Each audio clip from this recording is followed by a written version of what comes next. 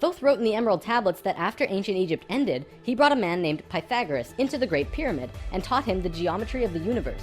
That man then went on to found Greece, which was originally built upon schools for teaching geometry and the Platonic solids and all of that stuff. Thoth lived a lifetime here as well, where he was known as Hermes Trismegistus. Akhenaten's immortals became a group called the Essene Brotherhood. They first migrated to a place called Masada in Israel. Even today, Masada is known as the capital of the Essene Brotherhood. Now get this. In this brotherhood, there were two people in particular, a man and a woman. You might have heard of them. Mary and Joseph? See, it was part of the Ascended Master's plan that they would bring in a being who would show the pathway to Christ consciousness. He would come to Earth as a second-level being, a regular Joe, and achieve Christ consciousness through the course of his life.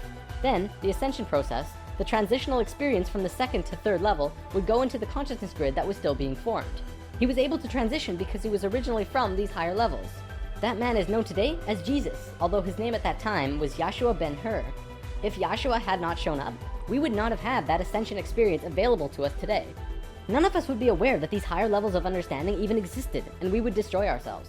According to what Thoth said, Mary and Joseph mated interdimensionally. Mary could have been a virgin physically, but she mated with Joseph in a way that would allow a soul from a higher reality to come down to Earth and have a human experience.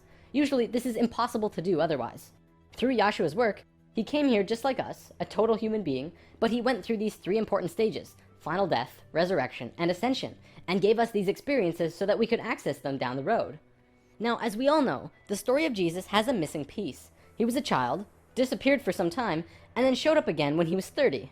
In a book called The 18 Absent Years of Jesus Christ, the leading theories about where he went was actually out east to either the Himalayan or Tibetan mountains, where he became an enlightened guru. He brought his teachings back to the world after that. If you remember from part 1, the Kundalini of the planet was residing in Tibet at that time. They were very spiritually adept people living there, and remain so today.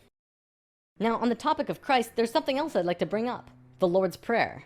Today, we know this as the only prayer that Jesus taught, but did you know it's actually a geometric prayer meditation?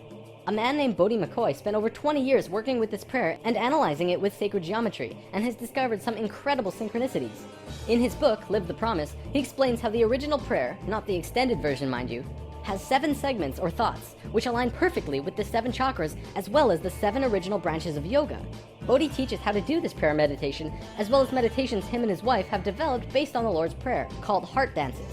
It's really quite incredible to see how it all works with the pure geometries of the universe. If you wish to learn more, check out livethepromise.net. If you study Christian religion and Egyptian religion, you'll actually find that they parallel in almost every way except for the Egyptians' understanding of God. Most evidence shows that Christian religion came out of Egyptian religion, and then later they went back and discredited the Egyptians. Around 300 AD, there was a council called the Council of Nicaea, which was the syndication between the Roman political and religious authorities.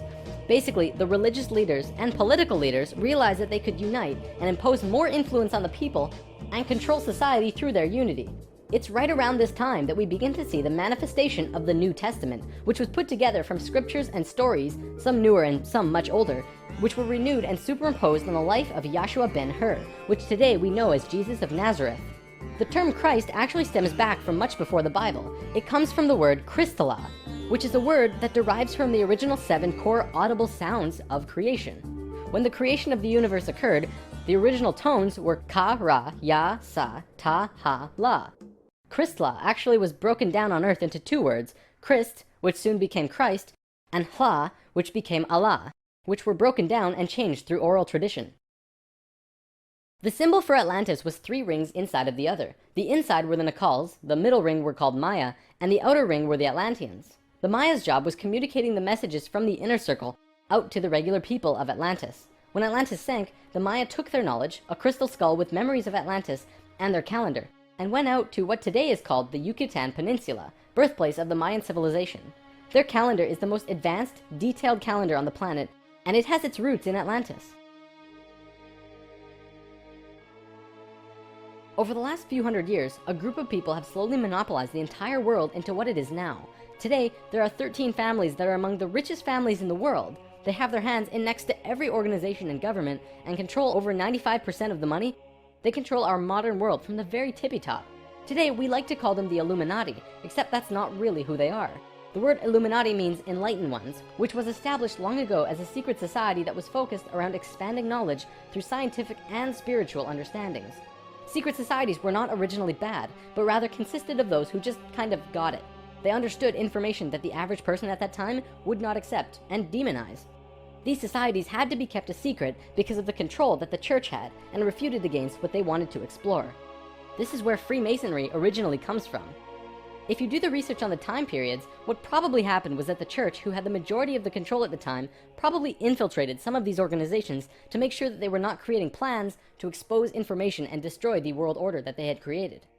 This led to the church exposing some of the societies as devil worship and blasphemous, and fear of these groups rose.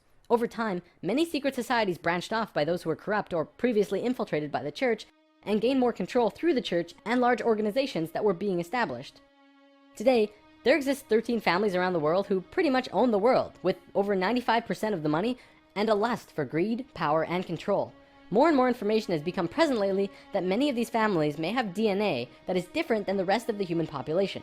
It is speculated that they share DNA that was passed down from the Martian race or other species races.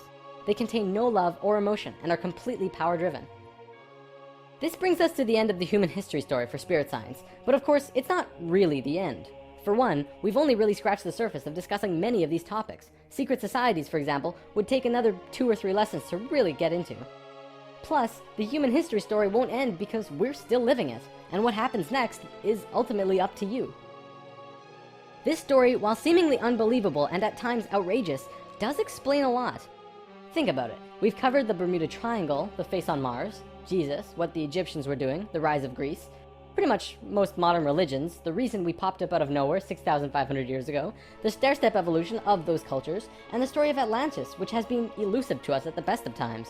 It also explains the Great Pyramids and their connection to all of the sacred sites on the planet, the Sumerian tablets, the Emerald tablets, Lucifer, and as for the Hebrews, if you read their Talmud, it actually seems to suggest that they're not from here. I'm not going to tell you to believe it, but it definitely puts some perspective on many questions and aspects about the world which we generally just don't have conclusive answers to. Take it with a grain of salt though. After all, it is just a theory.